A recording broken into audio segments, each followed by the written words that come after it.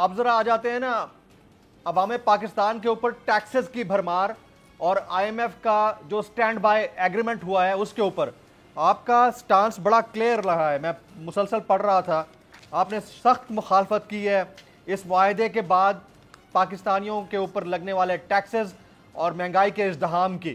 میں چاہوں گا کہ اس کو ایکسپلین کر دیں پبلک کے سامنے کہ آپ لوگ کیا سمجھتے ہیں کہ یہ ہونا چاہیے تھا یا نہیں ہونا چاہیے تھا.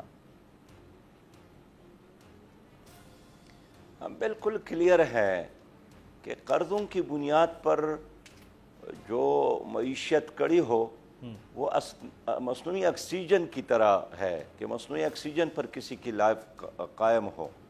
22 بار یہ تجربہ ہوا ہے اور 22 بار یہ ناکام ہوا ہے. اب بھی حکومت جھوٹ بول رہی ہے, یہ بالکل مصنوعی اعلانات ہے, جعلی اعلانات ہے, اور اس کے نتیجے میں مزید مہنگائی آئے گی اور آپ دیکھیں گے کہ قرضوں میں مزید اضافہ ہوگا. یعنی یہ آئی ایم ایف کے ساتھ معاہدہ کیا ہے؟ مزید قرضہ لینے کی چابی, مزید قرضہ لینے کا ایک سرٹیفکیٹ, مزید اپنے آئندہ نسلوں کے کندھوں پر قرضوں کا بوجھ رکھنے کا ایک معاہدہ. اس لیے حکومت سے ہم چاہیں گے کہ وہ تمام شرائط جو انہوں نے آئی ایم ایف کے ساتھ طے کی ہے پارلیمنٹ میں پیش کر لے, قوم کے سامنے رکھے. اور یہ جو 23واں بار ہم آئی ایم ایف کی طرف جا رہے ہیں, میں سمجھتا ہوں کہ جو تجربہ 22 بار ناکام ہوا ہے وہ 23 بار وہ کیسے کامیاب ہو سکتا ہے. اس کے بجائے ہمیں مینجمنٹ کی طرف آنا چاہیے تھا. حکومت کو چاہیے تھا کہ کنٹرول کرے کرپشن کو, ختم کرے کرپشن کو, اپنے مراعات واپس کر لے, اپنے مینجمنٹ کو بہتر بنا لے, اور ملک کے اندر جو خود پوٹینشل موجود ہے معدنیات کی صورت میں, 1000 کلومیٹر ساحل کی صورت میں, بہترین زرعی زمینوں کی صورت میں, اور اس سے بڑھ کر زبردست اور باصلاحیت نوجوانوں کی صورت میں, اس کو بروئے کار لائیں. لوگ تو باہر بھاگ رہے ہیں, 60 لاکھ روپیہ دے کر موت خرید رہے ہیں, باہر بھاگ رہے ہیں, سمندروں میں ڈوب رہے ہیں. تو یہ کون لوگ ہیں؟ سارے وہی لوگ ہیں جو پاکستانی ہیں. آپ دیکھیں ہر سفارت خانے کے آگے ہمارے باصلاحیت نوجوانوں کی قطاریں آپ کو نظر آئیں گے.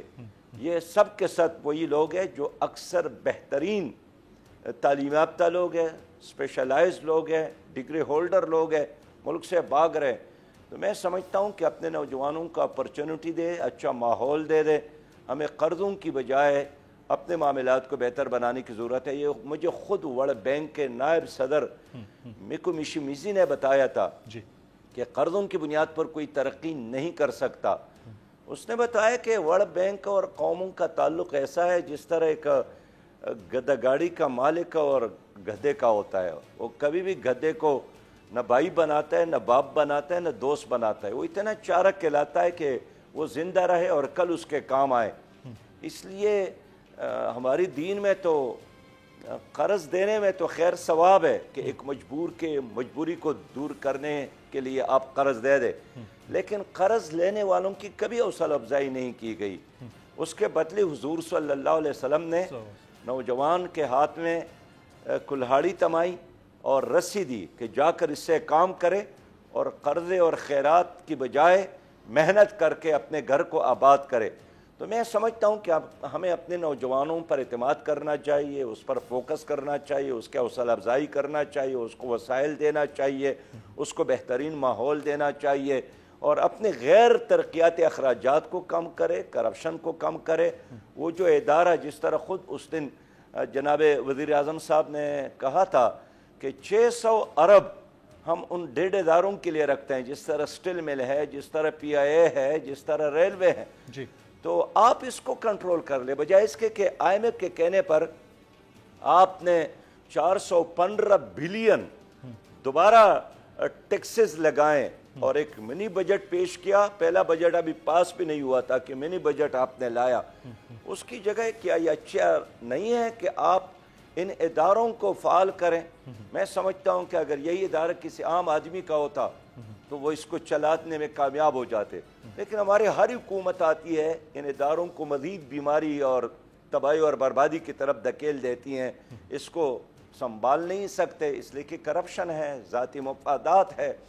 तो हम इसलिए जज्बाती बुनियाद पर नहीं कहते हैं, हम दलील की बुनियाद पर कहते हैं कि इस सूदी निज़ाम मईशत को ख़त्म करे और इसकी जगह गैर सूदी निज़ाम नाफिज करे।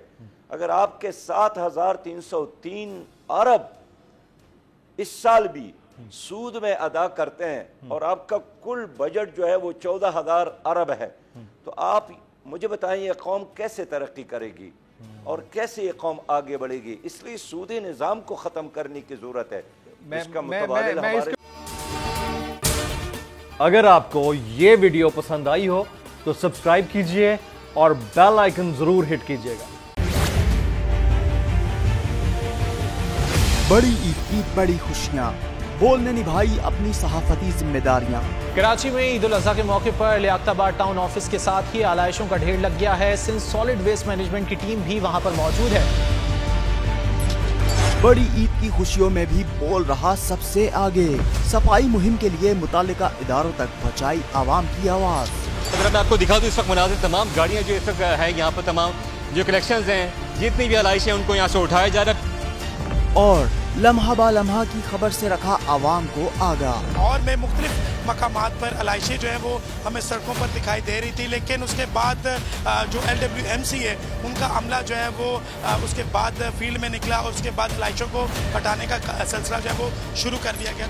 बड़ी ईद की ट्रांसमिशन 57% आवाम ने देखी बोल की स्क्रीन पर, क्योंकि बोल है पाकिस्तान का नंबर 1 न्यूज चैनल। सब्सक्राइब करें और बेल दबाएं ताकि कोई खबर रह न जाए।